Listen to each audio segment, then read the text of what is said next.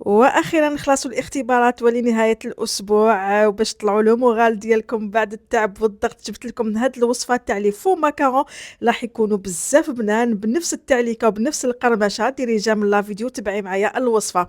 فلو بول تاع الاشواغ ديالنا نحطو 80 غرام تاع بسكوي، انا استعملت بتي بور، نزيدو معاهم 60 غرام تاع سكر غلاس و15 غرام تاع لو كاكاو، نرحيوهم مليح مع بعض. بعدها نغربلو هذاك الخليط ديالنا.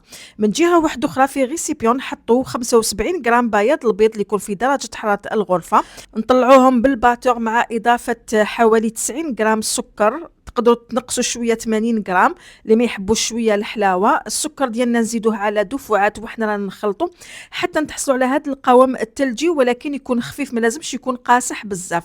نزيدوا الخليط هذاك تاع النواشف اللي رحيناهم في الاشواغ ونديروا هذه العمليه تاع المكروناج. نخلطوا بلا سباتول ونجيبوا يعني من الجوانب ونروحوا للوسط كما راه موضح في لا فيديو حتى نتحصلوا على هذاك الخليط. هنايا نجيبوا بابي كويسون نديرو فيه دوائر، يكون القطر ديالهم تقريبا 2 سنتيمتر. نقلبوا البابي ديالنا باش يعني ما نشكلوش الحلوه تاعنا فوق هذاك اللونكر تاع الستيلو. نديرو هذوك الدوائر، نديرو عليهم رشه تاع لو كاكاو بعد ما نخبطوا مليح السنيوه ديالنا باش هذوك لي ماكارون يتسقموا مليح، ونطيبوهم في فرن على 50 درجه مئويه لحوالي ربع ساعه. هذا ما كان.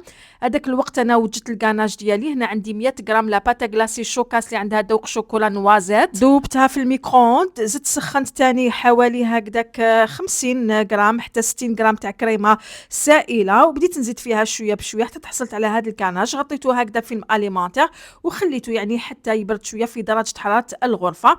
هنايا درت الكاناج داخل اون بوش بعد ما طابوا لي ماكارون وبردوا هكذا باش نحشيوهم. وصدقوني جاو بزاف بنان، عندهم نفس القرمشه تاع لا كوكي هذيك اللي كيما تكون في الماكارون يعني الحقيقيين. لا تكستور تاعهم تاني التعليكه جو ما شاء الله، يعني شويه اختلاف بسيط مي صدقوني خرجوا بزاف بنان. ننصحكم تجربوهم حبيباتي. ما تنسوش تشاركوني تطبيقاتكم وما تنسوش تابونيو لاباج تاع شوكاس.